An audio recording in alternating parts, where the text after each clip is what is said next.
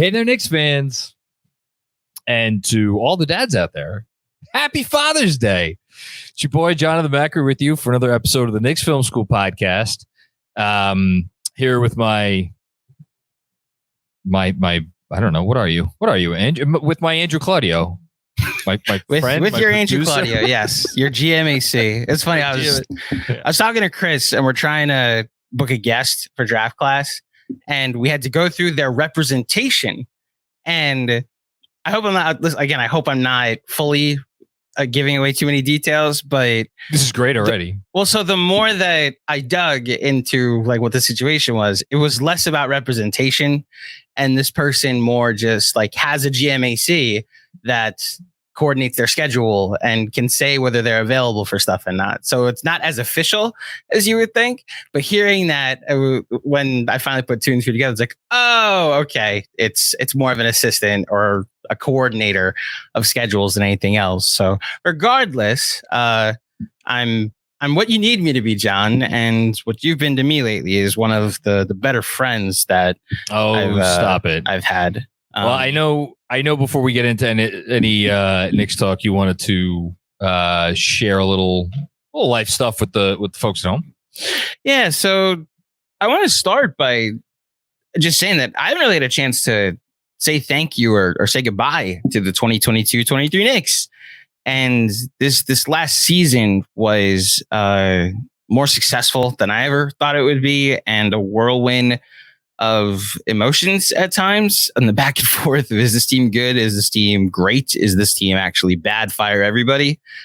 And all of you that supported us and were receptive to some new things we tried and to some new elements to the Knicks Film School programming schedule. I just want to say thank you. And the casuals and the pregame elements of Knicks Film School, the pregame pod, I had a blast doing, and thank you to the dozens of guests that came on our show to out of market to talk about our team, to talk about their team on our show.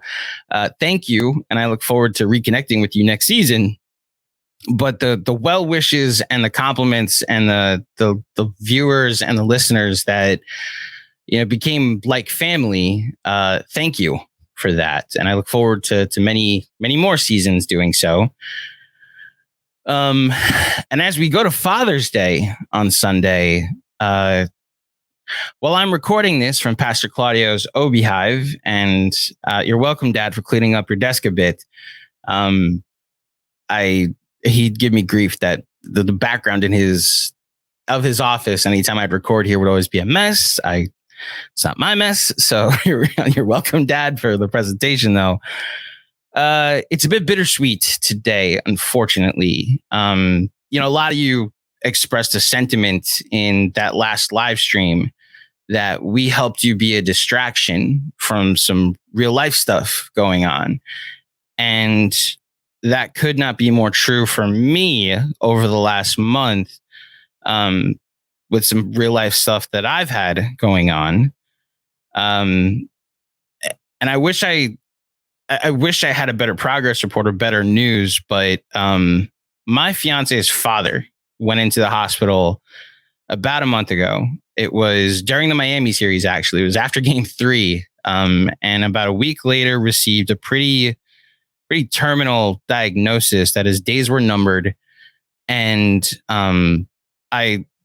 the last month, while we were spending most of our time up there visiting him and spending as much time with him as possible, my entire viewing experience of the conference finals and the NBA finals was in a hospital room on a hospital television, watching it really with him until the final days, and just checking it out and watching the Yankees. He was a big Yankee fan.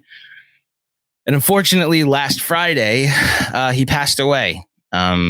He was not in great shape at the end, so there's some peace knowing that he's not suffering anymore. But there is also the sadness knowing that my fiance and her sister and her mom, that this is now suddenly the first Father's Day without him. And while that's heartbreaking in its own way. And while we're absolutely going to miss him, the hat I'm wearing was the first Christmas gift he ever got me.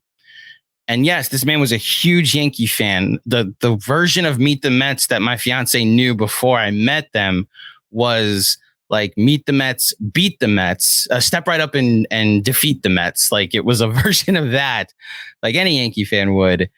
However, every time I wear this Mets hat, I'll be thinking of him and I'll be honoring him. And whomever you got into sports for, whoever the person was that drew you to this thing that we all distract ourselves with, honor them with how you watch the team, honor them with the time you spend devoted, enjoying the team. And I'm going to do that going forward with Paul, because it is so weird for me to say this, but the Yankees beat the Mets on Tuesday night, and I had a smile ear to ear at the end of the game, knowing that like Paul's 1-0, working the controls up there in a Mets Yankee Subway Series. And while I think he went out to dinner on Friday when the Yankees played the Red Sox, I still know that every Yankee game we watch, every Ranger game we watched, I was a huge Rangers fan. Every time that I try to enjoy sports going forward, especially with my fiance, it's going to be with him in mind. And that's how his legacy and his honor will be held. So I wanted to share all of that with you, because you guys have said how we've helped you get through some personal tragedy. And I wanted to say how this thing we've built has helped me as well. And specifically this team, to Sean, to Mensa, to XJ, the casuals have been in their own individual ways, reached out to me privately and said some really great things and been really encouraging to APJP. John, you know this, how anal I can get about details and editing and stuff, and how I have annoyed him for the last month while he's covered for me, basically, and stepped up on the production load. And every single time I tell him something for the 14th time, just because my OCD steps in, he just took it all in stride and was like, "Oh, thanks, got it." And I was just, "Yep, I know, got it." And I just want to thank him for really allowing me to be there for my fiance. There's Jeremy and Benji, who have just like sent me an encouragement. Benji, I love you too. He ended a live stream like that, and everybody kind of wondered what was going on. And then look, give him all the grief you want, but the man across from me, Mr. Jonathan Macri, I'm going to be 35 in a couple months. And I always wondered who would still be in my life, who would be the people I turned to for encouragement and, guidance in certain ways, and for friendship. And little did I know that it would be when I got into my 30s that I'd meet someone like Jonathan Macri that would be a better friend than I ever could have asked for. And your determination to make sure that I'm okay, so that way I can be okay for her, has been great. And I just appreciate that. So if you're the praying type, please keep my family, my in-laws in your thoughts and prayers. And to Paul, we miss you and we love you. And, I cannot believe I'm saying this. I'm hoping the Yankees take 2 out of 3 this weekend. And I know you're going to do your best to make sure that happens. Well, Andrew, as you may know, I don't care for many people. I saw a tweet the other day that might have said something. Goes some waves apparently. Yeah. Like when I go to my phone, I imagine you being like Trump's like chief of staff or something. Yes, like, it's very much what I got to know. What he say? Yeah. What did he say now? Yeah. No, yeah, but yeah, man. I don't like many people, and I love you. So obviously, yeah, my least I could do, least any of us could do. You've given so much to this community of Knicks fans. So it should go. It should come as no surprise that so many people would kind of want to have your back when you need it, and I to turn the coin on its head or whatever the expression is. To see you be there for Ro and her family in their time of need has been absolutely inspirational, especially from someone like my vantage point who doesn't I don't deal with this stuff as well as you do in terms of like your both your sympathy and your empathy is just off the charts. Yeah. And life goals, man. It's funny because in times of what's the expression, in times of like struggle, it's where you learn who someone really is.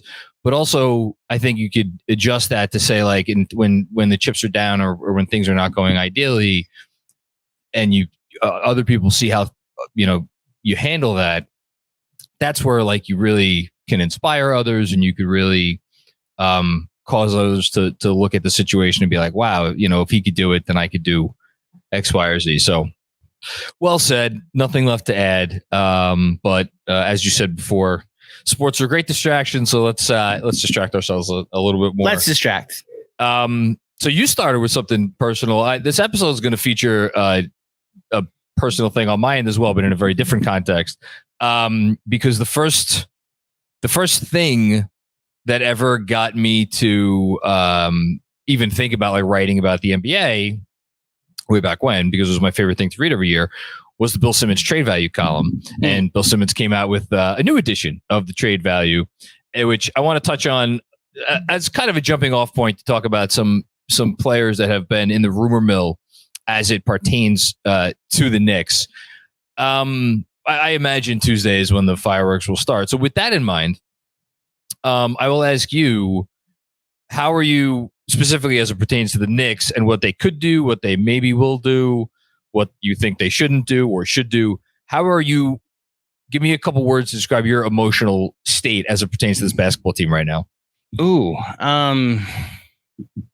so it's funny. I did plan to bring up the tweet yesterday that one Jon GMAC sent out, and shout out to them because that tweet was created for engagement, and what you did was engage with them, which was the entire point. So mission accomplished, even if it probably wasn't the engagement that you intended. I do think there is something, and that's why I wasn't upset about it. Like, I do agree with the sentiment that anyone that's in an absolute in an either direction, I don't think you can be as not closed-minded, but like there's so many options that this franchise can take in my mind that I could talk myself into. There's very few that I can objectively say, oh, that's just like something as a non-starter. Like I echo the sentiment of Sean with a W on Casuals yesterday that like I want no part of Karl Anthony Towns, but if they were to trade for him, I'd be like, well, like he's back with Tibbs, better infrastructure. He's back home. Like maybe that, like he is a generationally great offensive player. Like I would be able to talk myself into it. So like there's that route. I know you're in favor of the Bradley Beal idea, even though Bradley Beal doesn't seem to be in favor of Bradley Beal to the Knicks don't know idea. That I'm in favor of acquiring Bradley Beal. I think I'm more open to the possibility that it could turn out well. Right. Which was more finish what you were saying, because then I want to go circle back to this. Well, so it's interesting. That's how you phrase it. I'm open to the possibility that it could turn out being a positive. Whereas there's very few that, like, if they ran it back, as much as I don't necessarily think the RJ Julius pairing for another year is going to work, we did see this team win a ton of regular season games after the Josh Hart trade. And if the moves they make are just extend IQ, re-sign Josh Hart, and find a new home for Obi and replace him with a backup four that it more fits what they're trying to do, then I think I could talk myself into that team, even if I don't see the ceiling being very different. Because it's pushing the can down the road, but on a team that I think would win like close to 50 games, if not more. It's also the safest route. And I think it's incredibly sound logic to look at last season and factor in how they got off to an absolutely abominable start where they were 10-13. After that Dallas game. And there are a lot of reasons that you could talk about why they were 10-13. The Quentin Grimes injury, adjusting to the fact that they got a starting point guard who was trying to himself feel out his way in terms of how much am I looking for my own shot versus how much am I looking to get others involved. Roster fluctuation. I mean, Evan Fournier and Cam Reddish and Derrick Rose getting, ample minutes in those early season games. And then if you take it all the way down through to the Josh Hart acquisition, after which they were gangbusters, you could look at all of that in totality and 1000% co-sign what you just said. Which is that if they run it back, there's a very, very real possibility that this is a 50-win team. And the best part about that is if you just run it back, there will not be any mistakes that will have been made. The biggest mistake that you could even argue, and this is what I got into Fred with a little bit on our pod, is, well, do we feel compelled to re-sign Emmanuel quickly this summer to avoid, a potentially dicey situation where you have an impending free agent? Like, if the worst thing that they do is either allow quickly to go into next season without an extension, or resign quickly or extend quickly to an amount of money that is a little bit more than what maybe the majority of the GMs that he spoke to would give him. If that's the worst thing they do this summer, like, I think a lot of Knicks fans will be dancing in the streets. Because it represents, like, again, there's neither of those situations, like, you could recover from either of them quite easily. We don't have to go through the ways. So, like, I get all of that. I'm more approaching this summer from the perspective of, like, the opportunity. So that there's opportunity cost is a fascinating concept to me, because no matter what decision you make, literally any decision you make, there's always an opportunity cost. There's always the road not traveled. So if they do nothing, there's the opportunity cost of, well, what moves could they have possibly made that they didn't make? And if they do something and they expend assets to do something, well, what's the opportunity cost of using those assets now as opposed to something else? And, like, to me, and this is a very long-winded way of getting to why I tweeted what I did, which for anybody who doesn't know, there was some account that was like, essentially, it was anybody who thinks that getting Zion Williamson is an idiot. No, let's clarify. He asked the shout out to the Knicks recap, because what the tweet said was, Knicks fans, tell me why you would want to trade for Zion Williamson and explain it. It was asking for engagement, and you were like, "How dare anybody hold on, you're missing the key part." There was the little, I don't know what the.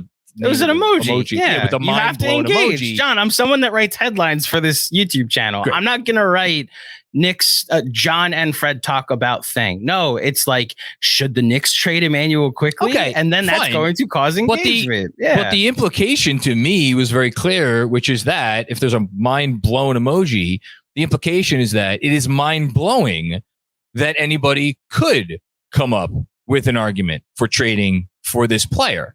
And I want to get into the Zion of it all, because he's in the news. He's been in the news a lot the last few days. Mm-hmm. Mark Stein just had a newsletter drop about a half an hour ago that pertains to Zion a little bit more. But it's not about Zion. It's the notion that any player, I don't care if it's Bradley Beal, Zach LaVine, Karl Anthony Towns, Zion Williamson, go all the way down the list, that automatically, irrespective of the cost, what's going out in the deal, what other moves you're making in conjunction with that trade. I mean, I'm old enough to remember. I'm old enough to remember when the Boston Celtics traded for Ray Allen and were absolutely lambasted for that move. Where are you going? Trading the 5th pick in the draft, promising player Jeff Green for a guy, I forget how old Ray Allen was, but he was on the older side. He already showed that, he has a ceiling. He's going to be on the downside, this, that, and the other thing. And they were dragged through the mud for about, I forget how long it was until they... It was like a month, and then they traded for Kevin Garnett. And then they traded for Kevin Garnett. And it's like, oh, okay. And then, they won the 2008 NBA championship. So it's not just about the what you're giving up for the player. It's about what you are or aren't giving up allows you to do elsewhere. And my response to people out there listening and be like, oh, well, that's all well and good. I still want no part of it. Karl-Anthony Towns. That's fine if you don't, or whoever, name the player. But if you don't think that every front office in the league, maybe not every front office in the league, because different teams are in different situations, but I can guarantee the Knicks front office isn't sitting around having very long, detailed conversations with evidence and this, that, and the other thing, and possible offshoot moves about every one of these guys, just as most front offices do, then you're crazy. So I would ask all of the people who dismiss these names out of hand, just at the mere mention of them, what do you know that 29 other how are you better at building an NBA team where 29 other front offices or 30 front offices out there are not? Because that to me is the implication when you posit something in the way that Twitter account posited. Am I overreacting? Of course I'm overreacting. Am I giving them exactly what they wanted? Of course I'm giving them what they want. But it speaks to my larger issues with the downfall of sports discourse. And it's not just on Twitter, by the way, because everything that I'm talking about has infiltrated mass media, which is why I went on my Stephen A rant, whatever it was towards the end of the season. So let me touch on a couple of things. So first of all, intention of tweet or not, or intention of emoji or not. However you and I read that tweet, I agree with the sentiment, which is why it's so much less about who said what to cause what she said. I agree. There should not be an immediate dismissal of anything. And it's why I opened this by saying, I agree that if they were to do some type of all-in trade for Zion or Levine or Beal or Towns or whoever, I would be very curious what the plan is, because now absolutely a clock starts to tick. But you have to take that type of, when you do that, when you're trying to build a championship team, you have to take some risks, and this would be a risk. I think my first initial thought on a lot of these players is, does this make you a championship contender? And that is the type of all-in trade that I'm interested in making. So that's one. The overall discourse of sports talk is why. Did you fan of Black Mirror? Do you watch the show Black Mirror? I have watched episodes. I know a new season just dropped. I have not watched any of the new episodes. So a new season just dropped, and I don't want to spoil anything, but there's a key moment in the first episode where it's actually a conversation about the internet and people's viewing habits on television and streaming. And a journalist asks the head of a tech company, well, why are you framing all of your shows with a negative angle instead of a positive angle? And the tech lady, the person in charge, says, well, we went through a survey and people respond to negativity better. And it's why it's not why is LeBron great? It's why isn't he Jordan? It's not why is Jokic great? It's why was Embiid actually awful? It's just the nature of the way the discourse has become. And it's why places like us, places that we like to listen to and engage with, that get mentioned on this show and get turned into a drinking game, are less negative and are more fruitful conversations. Look, aggregation aside, I also think Twitter has become a bit of a cesspool, and the amount of players that are untouchable that then become the amount of players that are untouchable and then also put outs to everybody that we hate them. Please trade for them, or trade this person for bag of balls and peanuts. Hashtag trade 30. For a bag of balls and beans. I'm just saying, like, that's a great phrase. Just shout out, man. Balls and beans. The Julius Randle of it all. Like, I'm watching Heat fans pull up a random Josh Hart loose ball play and be like, that's the reason we lost the finals. Julius Randle sprained his ankle twice on the same injury. And not one Knicks fan is like, oh, well, he had arthroscopic surgery a week after the playoffs. Yeah. Maybe we should reconsider how awful we were to him. That news headline showed up and everyone went, oh, interesting. Trade 30. Nobody changed their perspective about a type of injury that required arthroscopic surgery. So as a result, I don't blame you for attacking someone on Twitter, even if I don't think they were the actual thing that you were attacking. Yeah. All fair. So I want to go, let's switch over to the trade value thing. So before we do, we have to take a quick break, John. And I need you to go get your Oakleys, because we have to go get this is the great intro to this segment.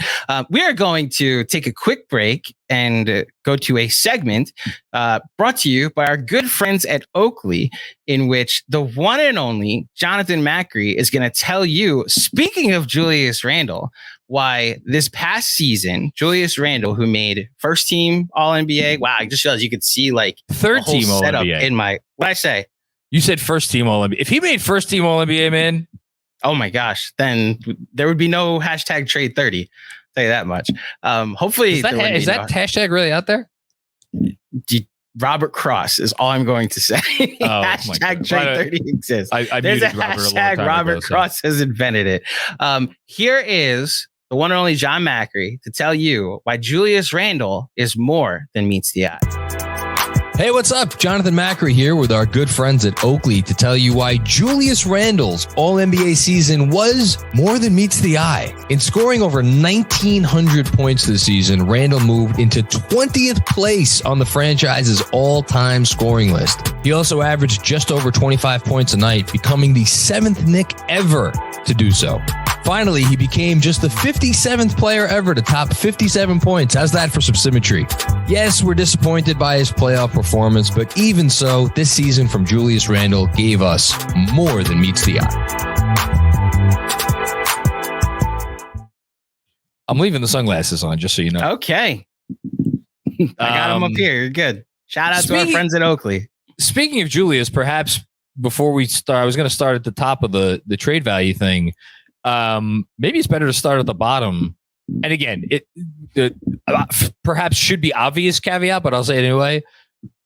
This is what, the Simmons trade value thing is one person's opinion. I'm sure he got some insight from other folks at the Ringer. I don't always think incredibly highly of some of their NBA takes, but I just, as a jumping off point for the conversation, I thought it would be fun. So I say that as a preface to the fact that Randle was left off the trade value rankings. Now these rankings go to, I believe it goes up to 65. 125 I got. No, that's the player rankings. That's not the trade value. So let me scroll all the way up. Hold on. Yeah, so trade value, it goes up to 65, and Randle was he wasn't even included in the honorable mentions. He was in the he's they don't think very highly of Julius Randle, I guess, after the postseason that he had. I certainly can't say.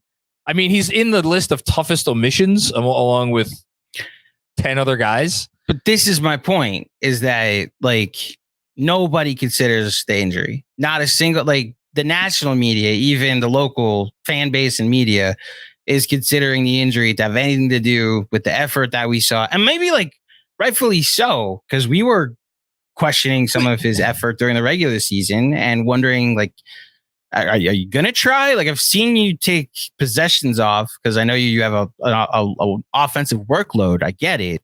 But then I'll see you look like the best defensive player on the floor for a possession. And you're hedging really hard on pick and rolls. And I don't know. Like, I know Russillo probably had a lot to do with this list as well. And he like charted game 4 and was like, yeah, he'd be number 1 on my list of like all NBA player not to trade for or depend on. And okay, that's great. And I'm here for the argument that he is, of all the guys to make all NBA this year, he is the player that would be the least desirable target if you're another team looking to trade with for, let's just say a high volume scorer, right? Of the all NBA guys who would be lowest on that list. That said, like, he's in this dishonor or he's in this toughest omissions category along with Bull. Yeah. Nikola Vucevic is on here. Yeah, and like again, like I get the comp, but like the big difference between those two guys, and I touch on Vooch in the Monday newsletter as well, is that Vooch is a center, and he can't defend at all. And like if there's one thing that like it's funny, I thought about this before when you brought up like there should be no be all end alls. The closest thing to a be all end all is if you have a center on the team that just offers like sub traffic cone levels of resistance. That makes it really, really, really, really tough to try to assemble a winning roster. Like Randle's not a center, and he's also shown the ability to defend at times. Now, does he do it consistently? Will he ever do it consistently? Those are very, very serious questions and very real questions that are worth asking.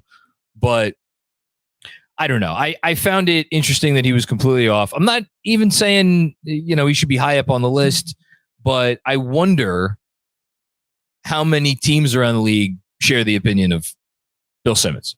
And it kind of reminds me of the conversation that we had last summer, which is that are the Knicks not trading Julius Randle because they don't want to sell low on an asset and they feel like they need more value? Or is it, and this is like two sides of the same coin, or is it because other teams like just don't want him, And we don't know the answer to that question. Yeah, I guess. Regardless of where Randle ended up on this list, I do think the report from Ian Begley, I don't even know if I want to call it a report, but like he answered, speaking of Robert Cross, he answered Robert Cross's question in his mailbag on Friday and essentially said, if the Knicks are to make a decision, to the extent the decision will be up to them, which of course it won't entirely, like, do we put RJ in a trade or do we put Julius in a trade, trading for some hypothetical star player? He wrote that he thought RJ's performance in the playoffs put him maybe, or not ahead of Julius, but like helped his standing in terms of that particular either or discussion. And sure enough, guess who did make Bill Simmons? And again, it's only one person's opinion, but guess who did make Simmons' trade value column? And it's RJ Barrett. He's down here at 60. But again, I found that to be notable. And it really did start to make me think for the first time, because I have just been under the assumption this entire offseason, like if they trade one of these guys, it's going to be RJ and they're going to keep Julius. And now I'm like less certain. I got to tell you, I'm less certain than I was. Really? Yeah. You think they'd keep RJ over Julius? Not because of what Bill Simmons said or wrote. No. It's, well, obviously. No, but I'm just making sure like you're using it as a correlation. No, but I do. Yeah. I wonder. And again, it's like impossible to talk about this stuff in a vacuum because you never know what other moves, could potentially made. But I'll say this. The thing that got me really thinking about it for the first time to give it more serious consideration is the money part of it. Because RJ is about to start a 4-year extension. This upcoming year will be the first year on his extension that pays him an average of $26.5 million a year. But, and shout out to Fred Katz who brought up that, media members should have done this. It's not, we shouldn't just say an average of $26.5 million a year. It's more appropriate to talk about that contract in the context of the cap and how much the cap is going to be rising and the percentage of that contract or the percentage of the cap that contract is going to take up.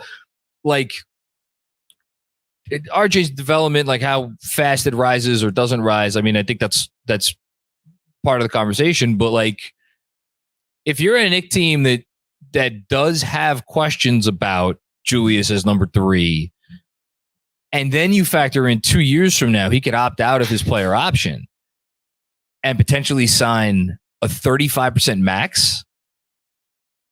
Then all of a sudden, 2 years from now, you're paying Julius Randle twice as much, roughly, as you're paying RJ Barrett. That's the part that I started thinking about as, I wonder, as they're navigating this cap environment, and they're thinking about a new contract for IQ, a new contract for Josh Hart. That's the part that's interesting to me, and why I started to kind of think about it.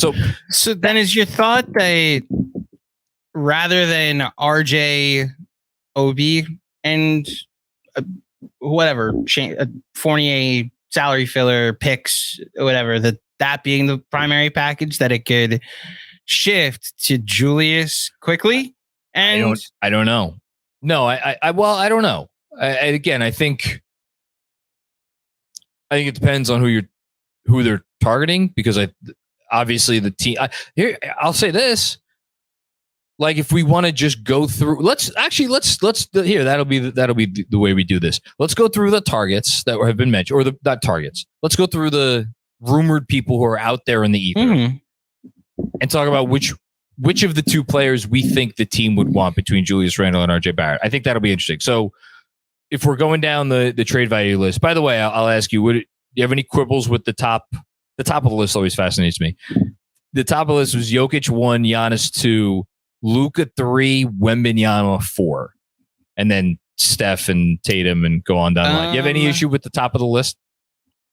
I want to see if I'm going to go back to it, because I want to see if there's anybody I would have ahead of Wembanyama at 4. I do think that I'll he tell nailed you right it now. in that those three. I have the list in front of me. Of those 3 teams, the Denver wouldn't say yes to Jokic for the 1 pick. Milwaukee wouldn't say yes to Giannis for the 1 pick. Although, if you're ever going to restart on a guy that may leave in 3 years, like, that's the one to restart. I got to tell you, I think I'd have Wemby number 2 on the list. That was my thought too, is that there's a world where Dallas has completely fucked up almost every build around Luka plan, to where it's like, listen, here's the plan. Go see if the Spurs can fix you or build around you. We're going to build around Wembanyama. Like, I get that is Wemby, but that is the only thought I had, is there anybody I would have below him? Do you think the Celtics would trade Tatum for Wemby? You really think the Celtics would trade Tatum for the number 1 pick? I don't know, but I know the Spurs wouldn't trade Wembanyama for Tatum. No. Okay. Yeah. Okay. That's fair. Yeah. There's a world where Wemby's the 2 pick. I'm just thinking, because the number 2 on this draft, I should say, or this list. Because like the Bucks are going to be I have to imagine the Bucks are going to be holding their breath in October, the second that Antetokounmpo becomes eligible to sign his next extension. If he decides not to sign it, then like what happens then? And then with Luka, it's like we've already been talking about it. It's like there's 1 more year until next summer when he could start kind of nudging. Well, so 2 things. One, I'm just going to read the list, at least the top 10, so this way people read the top 10. Can understand what we're saying. That haven't seen the list like me and don't have it in front of them because they're in their car at the gym. So Nikola Jokic is number 1. Giannis is number 2. Luka is number 3. Victor Wembanyama, or the number 1 pick in this upcoming draft, is number 4. Steph Curry is number 5. Jason Tatum is number 6. That completes Group A, which is completely and utterly untouchable. Then it goes Devin Booker, SGA at 8. Anthony Edwards at 9. And those are the untouchables. That's Group B. So it's like basically, maybe they haven't proven that they could be the absolute best guy on a title team yet, but not. And then there's 4 players. There's 4 players in Group C, which is the only if they made us do it. And it goes Kevin Durant, Jamal Murray, Jimmy Butler, and Joel Embiid. Yeah. I think starting with this group, you could really start to quibble about, placement. Like Murray at 11 strikes me as pretty high. I understand they just won the championship. This tells you it's a Simmons list because he usually makes this right after the finals, and his assessment of every player is, can I play you in an NBA finals? Which that's why I'm not curious why Michael Porter Jr. is not on this list. I should just mention, we also do this list, and we do it at the end of it's some of our summer Patreon content. So tune in at some point this summer. Yeah, Jon GMAC, and we'll do a version of this. So the first name that has come up this summer, referenced before, we should say shout out to Jalen Brunson, made 21 on this list. 2 spots ahead of, by the way, Donovan Mitchell. We should mention Donovan Mitchell because there have been some reports out of Cleveland like, yes, the Cavs should be worried about the Knicks. We should be clear. Not a single Cavs reporter or media member or like sources close to the speculation. John, the only thing we've seen out of Cleveland is their fan base see him tweet about the Mets the night the Mets beat the Guardians, and they all were like, you know what? Trade him. He wants to go to New York anyway. Wait, hold on. Like, I haven't seen anybody credible that's connected to the Cavs say that. Sure, but did not Wendy go on their radio show and they asked him, like, Cavs fans are worried about the Knicks and Donovan Mitchell. Should they be worried? And Wendy was like, yeah, I think that's fair to be worried about that. Which is fine. Like, you could make that connection as like, okay, that's someone close to him, but that's not him reporting. That's like someone asking him a question and him confirming that concern, I'm saying it's not like last summer where it was like, is Donovan Mitchell going to get traded? What's going on in Utah? Obviously, yes. Okay. Yeah. I just want that clarification. I don't think he's available right now. But yeah, Mitchell being 23 on this list is pretty high. I can't even wrap my head around a trade conversation between the Knicks and Cavs because it's not going to take place this summer. So I think we could just kick the can down the road for now. Slightly more interesting to me, at least at this point, is the guy who is, thank you, Sass, who is number 28 on this list, which is the aforementioned Zion Williamson. I tweeted a few days ago. I guess I have been pretty active on Twitter lately, huh? I tweeted a few days ago that I thought, well, a couple things.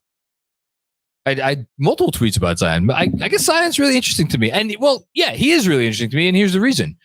And this is to the effect of what I said, which is that, one, I don't know that we've seen a player at a particular time in his career, particular situation, with as wide a range of, like, I guess trade value as Zion is currently, because I could certainly, I have no idea, but I could certainly see some teams looking at the situation, looking at him and looking at the situation and what the Pelicans would surely demand and being like, for a guy that has played in 100, how many games out of 300 something games over the course of his career? Like he's played like 30% of his games.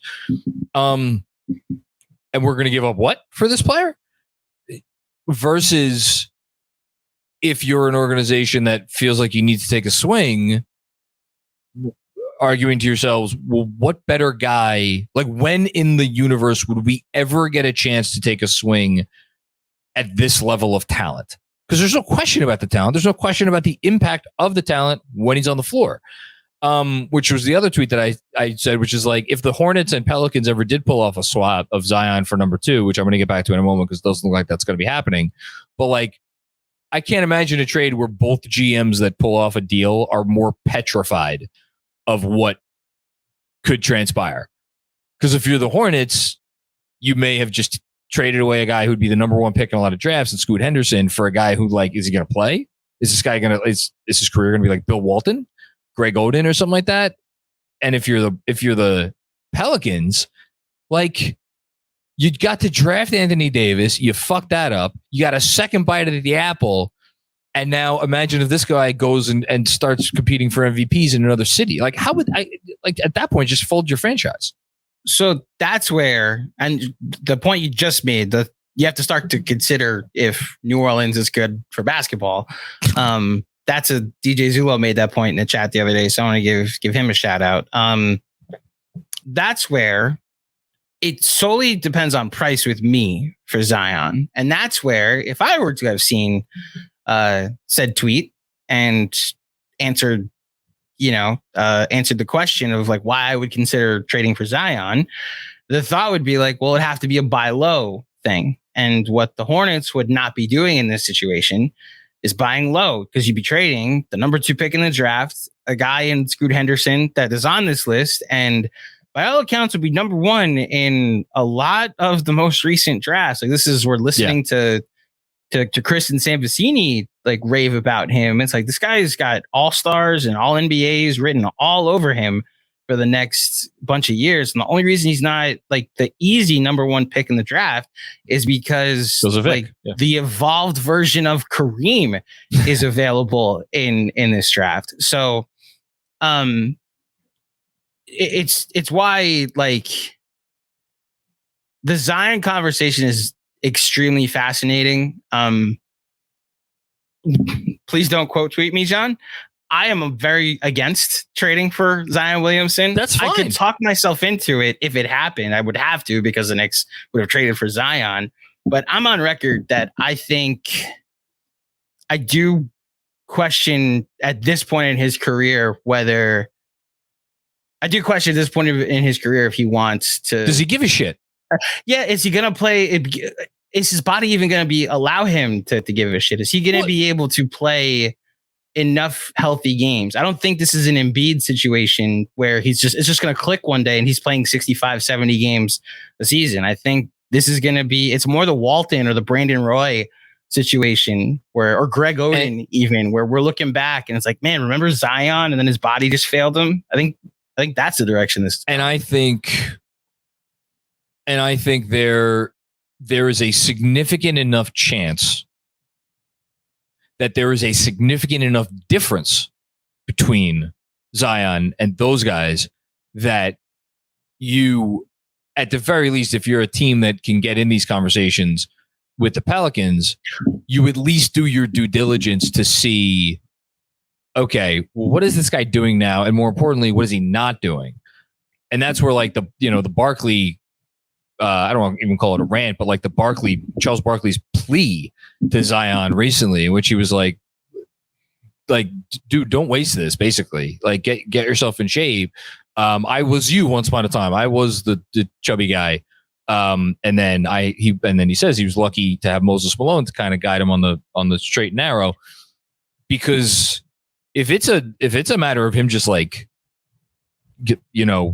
and apparently his stepfather has a lot of influence with how he trains and recovers from injury and this and the other thing. If it's a matter of just kind of getting this guy in a different situation, that would say a lot to me. And that's why I want to be clear. My thoughts are solely from my perspective as a fan that's less informed than a front office that doesn't have the opportunity to do their due diligence. I'm just saying I would not want the Knicks to take that risk.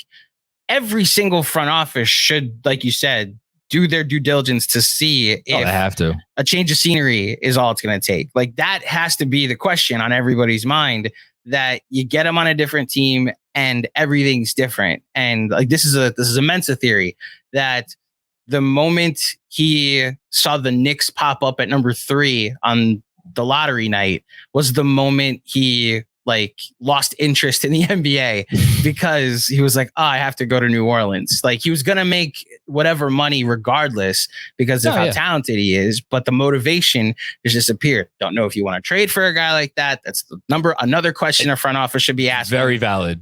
Having said that, every single team has to be wondering if a change of scenery is the thing that changes everything. And it's why he's on this list, but he's not in the buyer's remorse category. He's in the touchable, untouchables. Very touchable untouchables, yeah. Very touchable untouchables category. As for like, so here's why I don't think this. Here's why I think this is what you do about nothing. I don't think the Knicks are a realistic trade partner for the Pelicans. I don't think the Knicks have what the Pelicans want. I mean, I think there's and by the way, we should say the reporting seems to indicate that for as much as the Pelicans were having internal conversations, and this is the thing that was added today from Stein. Apparently, the Pelicans were having, or at least kicking the tires on the trade value of Zion a year ago before they gave him that extension. And now it's, Windy saying that Zion has no relationship with the organization, that he barely has a relationship with his teammates. And obviously they just fired Teresa Witherspoon, who was apparently his closest confidant in the organization. So like, what does that portend? And then the other thing that Stein said today is like a level of exasperation. So you could see why they were kicking the tires on, can we get the number 2 pick for Zion? Because they want to hang on apparently to Brandon Ingram more than Zion. And guess what?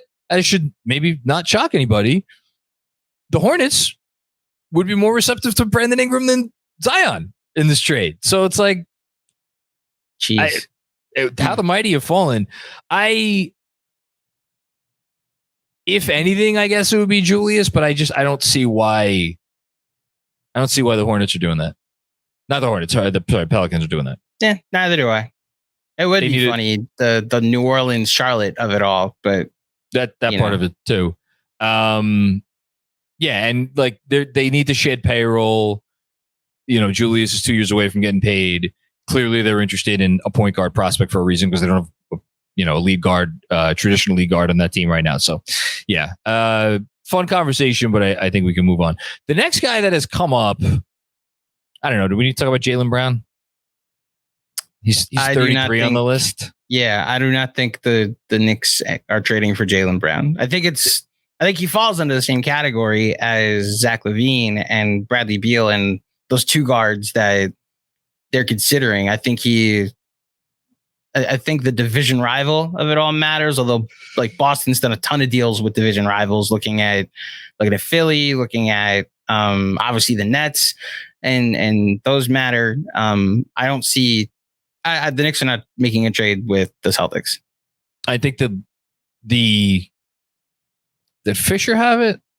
I don't say if Jake Fisher had it, that the indications are that the Celtics plan to, go forward with Tatum and Brown. So, number 34 on the list is a guy that hasn't come up in terms of any tangible trade rumors, certainly not connected to the Knicks.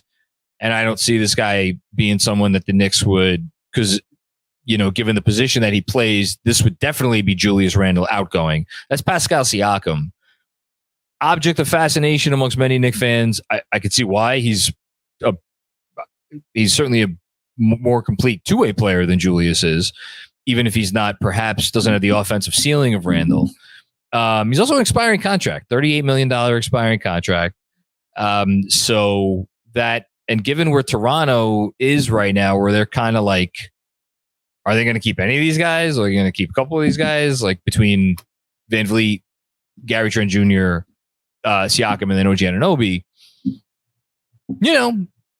I don't know. I don't know if there's much to say on Pascal. I just, are the Knicks really going to look at this and be like, all right, we'll give up Julius plus, a key young player, whether it's Quickly or Grimes, plus a pick or picks. Like, I don't know if I see them doing that for Siakam. But I could be wrong. Are they better with Pascal Siakam over Julius Randle? Here's what you want to know what I think about Pascal Siakam? The whole newsletter that I'm writing on Monday about can Julius Randle be a third banana? I know I don't have to ask that question about Pascal Siakam because Pascal Siakam was the third best player on a championship team, and he's better now. And I think he has the same skill set now that he did then.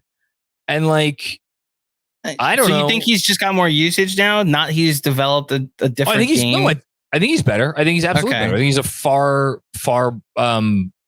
more skilled offensive player than he was on that team with Kawhi and Kyle Lowry. Like he was he was their everything this year. I mean, that dude, I think he averaged something like 6 or 7 assists this season. Like he was really, I know he wasn't the most efficient, but yeah, I'm fascinated to see what happens with Siakam. I'm fascinated to the trade that has made the most sense in my mind for some time now, and they would have to put a lot of salary in to do it, is just Anthony Simons, and I'm sure they would want to unload Nurkic's salary. Or I assume they would want to unload Nurkic's salary. Maybe not. But like Simons and something for salary and the number 3 pick for Siakam. Portland's keeping Dame, aren't they? So this is, I think, a theory that has been put out there by several people, and I don't disagree with it, is like Dame, the 3rd pick is the first domino. Because to me, if they can't find commensurate value for the 3rd pick, then I think it opens the door much wider for them to trade Dame. And if they trade Dame, to me, maybe people will hate me saying this. It makes a lot of sense for him to end up in Miami, and I think you could argue that Miami has enough to get him because Miami could fiddle around with the protections on the pick they owe to OKC. They would have to give something to OKC to make that happen. But like all of a sudden, you look at Miami and it's like, okay, a couple unprotected draft picks. Hero, I think, is okay salary. I think Hero's fine, and then you got Caleb Martin now on a bargain basement deal. I don't know. I think they could put stuff together. That might not seem like a lot for Dame, but I don't know. Where's the team that's going to give up everything for Dame? Well, that's another thing that both Simmons and the Windy Pod have been like, I don't see the Dame trade, but I see plenty of trades for the number 3 pick. So, all right. So that's in play. I know Simmons said on the pod, like, don't discount the Knicks for Dame. I got to tell you, I'd never say never. I'd be shocked. I'd be shocked. You took the words out of my mouth. I'd be shocked. If the all-in trade wasn't for Donovan Mitchell, but it is for Dame. I get it. Dame had an incredible offensive season. I wonder. Jeremy's been on this. Like his age does matter, and to shorten your clock like that to a guy that is only going to get older, is on the other side of 30. And yeah, I can't see that being the all-in trade the Knicks make. There are plenty of other options you could go to. If you're, I agree. And the size and the issues that would create defensively. Yeah, you'd have 2 targets in your backcourt. Like, okay. 35 on this list. You want to talk about how the mighty have fallen? I think you could have made an argument for this guy in the top 15 at some point. Is LaMelo Ball? Not to be clear, LaMelo Ball has not come up in one single solitary trade rumor anywhere, but the owner of his team just completed the sale of that basketball team. And I do think it's at least interesting that happened this week. And now it said the report is that Michael Jordan's still going to oversee their draft room. I would imagine the new owners are going to have some say too. I don't know. LaMelo's eligible to sign a max this summer. Can I recklessly speculate? Sure. I don't think Michael Jordan's going to have a thing to do with their draft room. I think the new owners want to have Michael Jordan be their friend. And so they were like, yeah, sure, Mike, you can hang out with us on draft night. That's fair. Like, I don't think that has anything to do with basketball decisions. I also don't see. Plus, like, what's the decision? All right, you could come there as we draft Scoot Henderson. Yeah. No, but the Scoot part of it is interesting because if they do turn around and these new owners are like, we're going to take the better player and we'll figure out the LaMelo thing later. That again, that's just at least interesting to me. But we'll cross that bridge when we come to it. Okay, here we go. 36 on this list. Karl Anthony Towns. 36, you could argue is low for Towns considering, 6 years is a long time, but he was essentially, if the NBA, if general managers around the NBA, the closest thing to their version of a trade value list is when they're interviewed by, it's actually, I think it's through the NBA, the annual GM poll every year. And for 2 years in a row, the majority of GMs around basketball said, if I could build around any player in the entire league, it would be Karl Anthony Towns, ahead of LeBron James, ahead of Kevin Durant, ahead of Giannis Antetokounmpo, 2 years in a row. Now, those two polls were 7 and 6 years ago, respectively. So in the last 6 years, what has Karl Anthony Towns done for himself to increase his standing? Apparently not much, because again, Simmons puts him at 36 here. I think you could argue it's too high. But it's still 36. And yet, you listen to national media people on pods, certainly listen to fans, Knicks fans, like to say that a guy has united the NBA populace in terms of just like a guy just like a low like when's the last time a guy this talented and with his accolades has had this low of a Q rating? Let's put it that way. I can't even think of anyone. What are his accolades? I mean, he's made 3 All-Star teams, not fan vote All-Stars. I mean, he's legit 3 All-Star teams. I'm fairly certain he made at least 1 All-NBA team. I could be wrong about that. I think he made 1. I think he might have even made 2. I'll look it up right now. I should know this. He's made 2 All-NBA teams. Yeah. And look, I'll pull it up because now I'm curious. Did I cherry pick some stats? Yes, I absolutely cherry picked some stats. But I did a thing for the newsletter. One of 5 or 6 players to do XXX and X.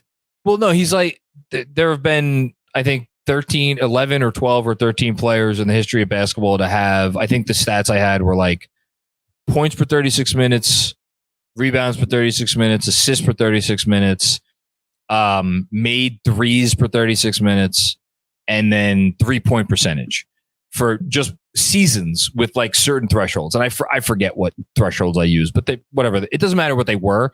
The point is that it had been done. Here, I'll pull it up right now. It had been done in the history of basketball 13 times, and Towns has 5 of those seasons that it had been done. Here it is. Per 36 of 22 points, 8 rebounds, 3.5 assists, 5 attempted threes while hitting at least 36% from downtown. So it's Towns, LeBron, Julius Randle, Towns, Vooch, Towns, Paul George, Towns, Boogie Cousins, Durant, and then Kevin Love. It's all been done within the last 10 years. Yeah, man. But like, I don't know. By the time he's done, I think will have changed the NBA. Is what those numbers tell me, you know. He's arguably as interesting a trade candidate for me, and just in terms of the valuation conversation and like what the hell do you give up for this guy, as Zion. Because for as great as accolades as he boasts, I do think that there is an argument that like not that you can't win with him, to go back to echo what you said at the top of the show, but like, man, there are just like the defensive questions that you have to try to answer with this guy in your team are just very uncomfortable questions. And forget about whether they have answers. I wonder how much teams at this point, any team would be willing to take him on and take on the responsibility of not only having to answer those questions, but knowing that you gave up whatever the hell you're going to have to give up to get him. And it's going to be a lot. And then to pay him, what do you have to pay him? And yeah, I don't know. So let me say this. If it's Julius for Towns, I think I'd be more inclined to, I'd be more open to it. So who do you think Minnesota would want between Julius or RJ for Towns?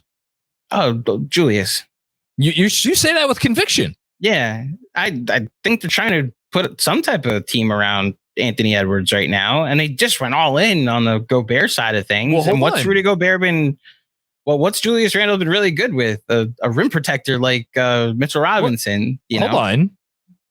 You have Rudy Gobert there at the 5.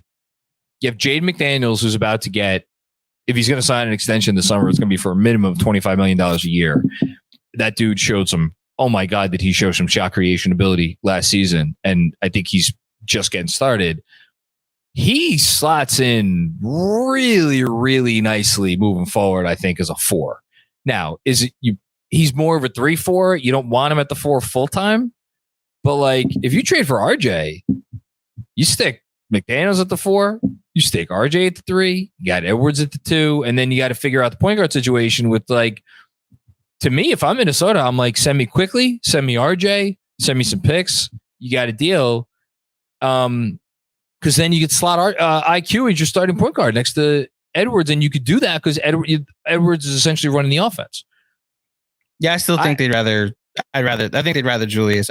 This may never happen, so we'll never know, but I think you could put Jaden at the 3 and be kind of fine. He's a better shooter at a floor space than RJ, so he'd fit better next to Julius. Also, I know sometimes you don't consider this, but I have to, just from talking to all these fan bases this season, like, you do have to sell your fan base on what we traded Karl-Anthony Towns for was like something.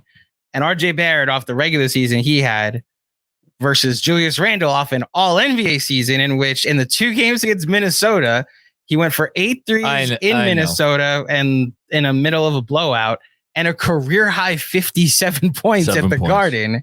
I'm pretty sure Minnesota fans will be like, oh, we're getting that guy. And he already plays with a rim protector that occupies a dunker spot and like is not afraid to take a bunch of threes and not going to be bothered. And he can just be the power forward that Cat seems to be misformed in, and then, yeah, I actually think that's the deal I'd be comfortable with because I look at Cat more as a 4 more than I do a 4 that can play the 5 in certain lineups, To me, I just go back to like, I don't know. I just don't see Cat as a 4. I think if you're going to win with him, you're going to figure out a way to win with him at the 5.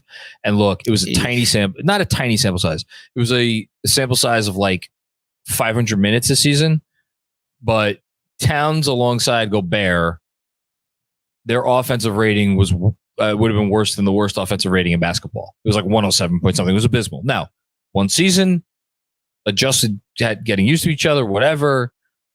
But like, there should be no world where Karl-Anthony Towns plays 500 minutes with Karl-Anthony Towns should be able to play 500 minutes with you and me, and that team should be able to have an offensive rating better than the worst team in basketball.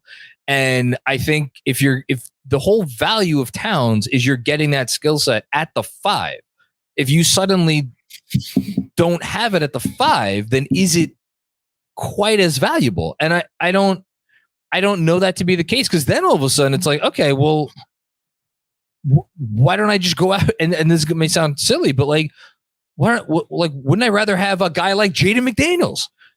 Because if there's going to be someone occupying the dunker spot anyway, and then what is Towns going to be relegated to? Okay, he's going to be relegated to someone who does whatever he does on the perimeter. Well, you already got Edwards being the guy you want the ball in his hands. You're going to have a point guard who's going to have the ball in his hands a fair bit too. So now, as long as wouldn't you rather have just more of a two-way player who could shoot threes? And makes a fraction of the call. To me, these are the questions that I ask when I go back and forth with Towns at the 4 versus Towns at the 5. I don't know. Look, you're right in the sense that like he becomes special when you're getting that type of production from your center. Exactly. I'm solely saying like I'm never going to look at him as like, especially the other side of the ball just matters too much to me. That the defensive side of the ball. Right. That I just don't think he's ever going to be good enough that making that type of all-in trade, you're going to need so many other things. Like we saw the Nuggets get away without. I was about to say. But you need to have Nikola Jokic, the most impactful rebounder and passer that's maybe played this game since Moses. Not the basketball player, the prophet. Like I'm saying, like that's how long it's been since we've seen a player like this. That's great. That's what you need. You can get away with it if you have Nikola Jokic. When you have Karl-Anthony Towns, it's why the Timberwolves looked at the landscape of their team and said, we probably should go get a dynamic defensive rim protector that's going to impact the game with his rebound. It was a bad trade, and we all can pan him for it, but I do see the reasoning for it. Of course you do. You might be right, which is what gets me back to the conversation of, is this a player that you could ever win with? And I think the answer is yes, but like, again, having to figure that out. So tough. much else has to go right with your roster, which is why for me, if it's Julius next to Towns, I think you've created a ceiling on your team. Whereas if it's Julius or Towns, then you have other options because I also think the price would go down. You're trading in a 2-time All-NBA player for a 2-time All-NBA player. Like there is something, and a guy who's cheaper too that you don't have to pay again for 2 years. So the money part matters.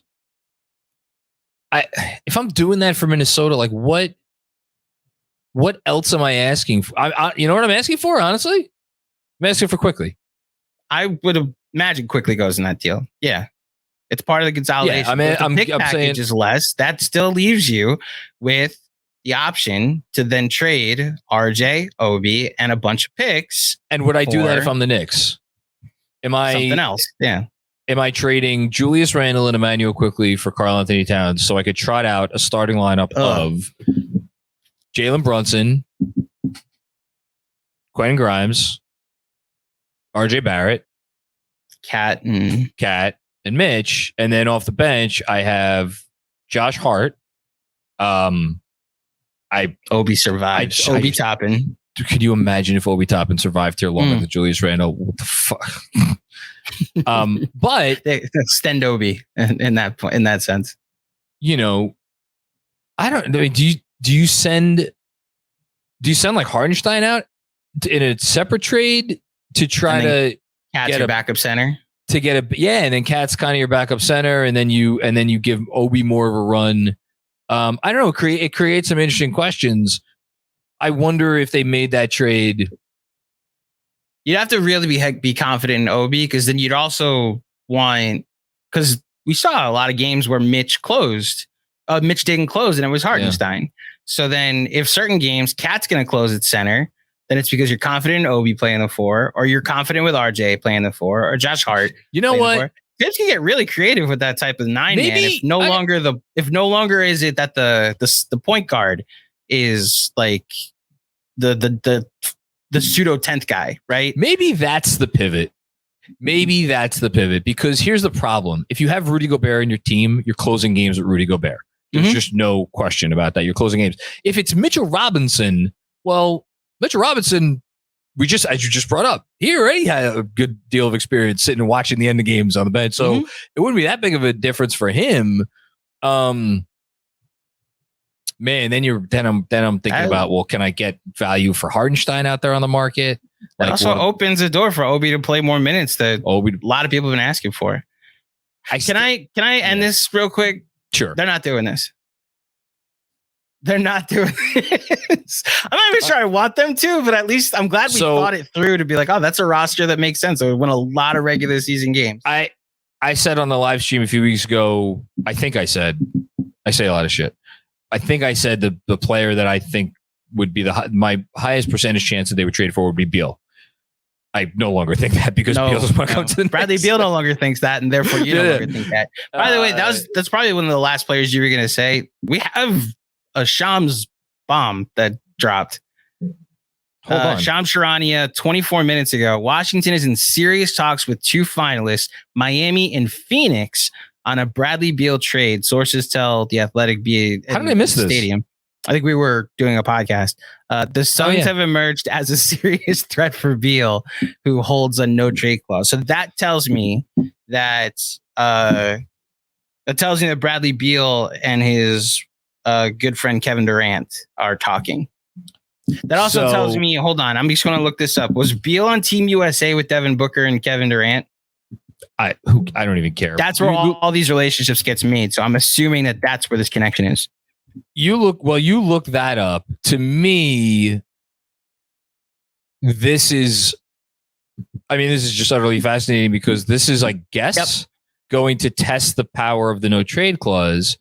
Because if it's Phoenix, well, actually, no, not necessarily. I was going to say, if it's Phoenix, it's Chris Paul's expiring contract, in which case, what are the Wizards getting for Bradley Beal? They're getting off of Bradley Beal's contract, and that's it. Which, maybe is what happens, but they do have Ayton. does Ayton? There's a 3-teamer that's going to happen here. I have to think there's a 3-teamer that's going to happen. Yeah, here. but then if you trade DeAndre Ayton, I mean, is Daniel Gafford coming in that? Is it Paul and Ayton for Beal and Gafford? I don't know. That's the only way Washington's getting value other than getting off the contract. And I don't know, maybe that's what. Well, my thought was there's a third team here that would send Washington any pick compensation that matters. Yeah, but who's giving up picks for someone that wants DeAndre Ayton? So so then it's Indiana, but then in that case, then Indiana is getting Ayton and sending Turner and a pick, the 7th pick in the draft to Washington. Not 7. They have like 2 late firsts. I mean, if I was them, I wouldn't trade 7 and Turner to get Ayton. So then they trade a later 29 and Turner to get Ayton. This is a separate conversation because this is like, what do you think of DeAndre Ayton? And I don't know that I don't know that what I think about DeAndre Ayton right now because I think not very highly. Hated the team he played for last year, but got signed to a restricted contract, so he couldn't leave. Yeah, I think we are 2 years removed from him playing meaningful minutes in the NBA Finals and looking like he belonged to stay on the floor in the NBA Finals. You know, yeah. But again, another guy where it's like values at an all-time low. Could you resuscitate something there? I don't know. Okay, let's just get a couple more before we get out of here. OG Anunoby's 44 on this list. I think that's an obvious one that the Raptors would want. If they were trading OG Anunoby, they would want no part of Julius Randle because they would be, I think, pretty clearly pivoting into some kind of a rebuild, retool, whatever you want to call it. Something I've often wondered is, does Toronto have any interest in RJ Barrett? I don't know.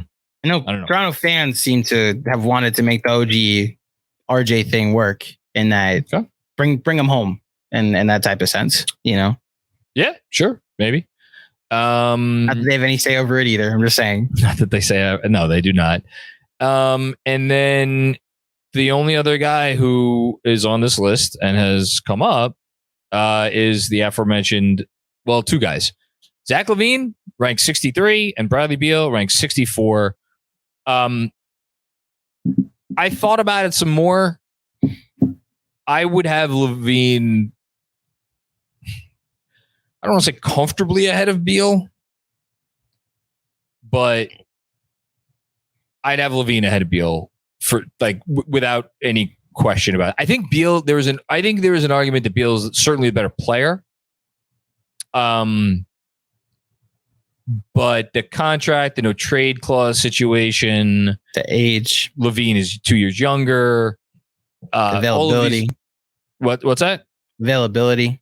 Yeah, availability for sure. And I don't know, LaVine's another guy, much like Cat, I do think has gotten a bit of a bad rap. Now, I think it was Fisher on his pod who said recently, when he had reported that, or maybe it might have been Mark Stein. It's too many NBA reporters. So, a very reputable NBA reporter who I apologize to them that I am not able to concretely attribute this to them, but said something to the effect on a podcast recently that LaVine, like the Bulls are asking for the sun and the moon for LaVine.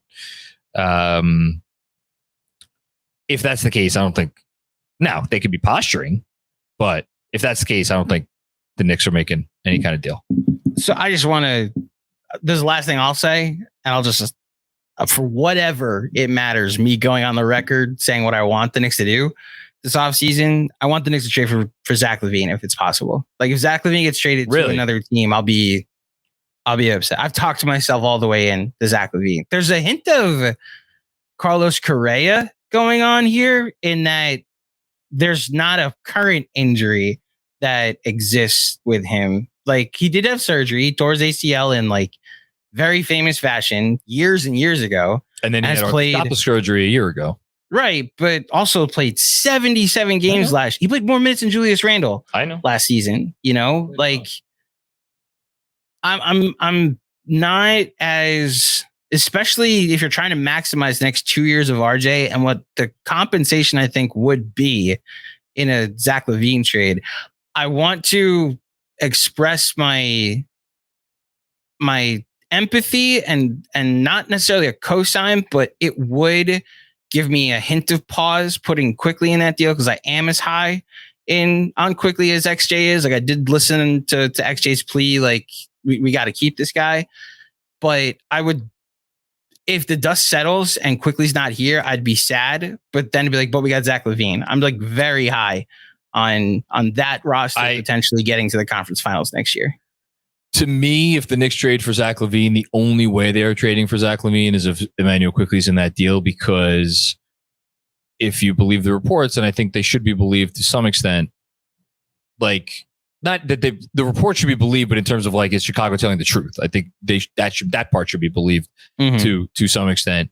Like the Knicks are not going to empty the coffers in terms of draft compensation for Zach LaVine. I don't believe they will, at least. Yeah. I could be wrong.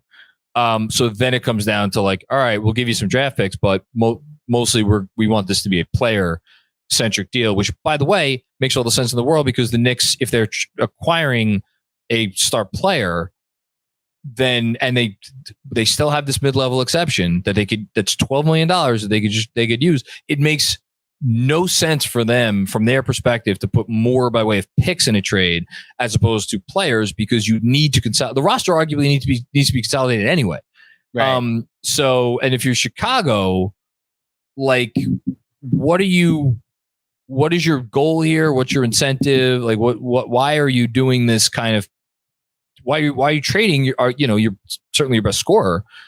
Although DeMar DeRozan would have a say in that conversation. Like, Lonzo Ball's probably might not ever play basketball again. Put Quickly in your lineup and see what he does as a starting point guard. Like that's the interesting part for me. I'm not sure how much sense RJ Barrett makes alongside DeMar DeRozan. Do they want Julius Randle? I don't know. I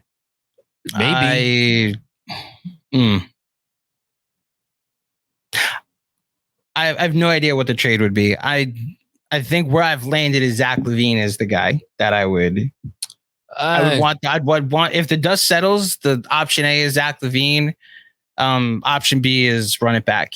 Unless there's an Embiid thing out there, but I don't think it's going to be this offseason. I don't think there's an Embiid. But like it's Zach LaVine if the cost is low, and if the cost is too high, step away from the table and then run it back. And then next offseason, you go after Devin Booker.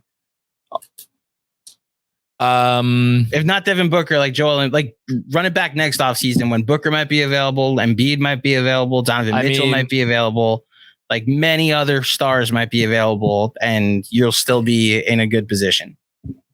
I don't know. I'm not as gung-ho on LaVine as you are, or Jeremy for that matter. I talk myself into it. There's reasons to target him. There's reasons to trade for him. I am leery of what the cost will be. That's the conversation for me. I'm saying of the guys that are available, I think he'd cost the least as far as pick and player compensation. I'm leery of the cost, and because I don't think Chicago's going to want any part of Julius in that trade, and Julius is going to be here, the notion of having Zach LaVine and Julius Randle on the same team, or for that matter, Zach LaVine and Karl-Anthony Towns on the same team, which by the way we saw once already, not with Jalen Brunson at point guard, but like still. We also saw it under Tibbs, If we saw it under Tibbs, yeah. Although it was his first move to trade LaVine for Jimmy Butler. First big one, I think, yeah. Okay. I don't know if he was the coach already for a year before that, but I think, no, it was a year of coaching, and then he traded LaVine for Jimmy Butler. Yeah.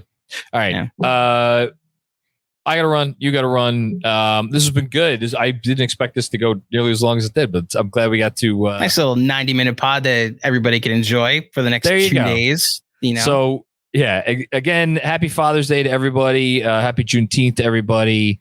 Thank you, Andrew, for hopping on and for being so open. And sincerely, thank you, everybody, for just the well wishes. I know people were concerned when the stream that ended the playoff series ended the way it did. We're getting through it, and sincerely, like John, Jeremy, Benji, I love you too, by the way. Sean, XJ, Mensa, AP, JP, my God, you've been a godsend. I might as well just go through the whole list. Zulo, you've been great.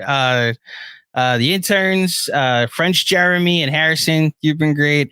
And the one only Christopher Persianen, who has a new episode of Draft Class. A really good episode, by the way. With Sam Vecini of The Athletic, who I produced that one. They were really good going back and forth. It's half talking about just the draft in general and certain targets that anybody could be looking at. And then the second half is some Knicks is Knicks centric, where they talk about what the Knicks needs might be according to Sam, and some players that would fit a Thibodeau style offense, a Thibodeau style team, as well as what the Knicks seem to have been building to this point. There's some OB conversations in there, so I think you really enjoy it, everybody. And yeah, we got another week until the draft, and then another week and a half until free agency, and we're gonna have wall-to-wall coverage in the meantime. Something to look forward to. Thanks everybody for checking out this episode. Go listen to the episode of Draft Class 2 if you haven't already. It's really good stuff. And if you didn't check out the casuals on Friday, that was also good. We will be back with more fun and games very soon, but enjoy your weekend, everybody. Talk to you soon. Peace out.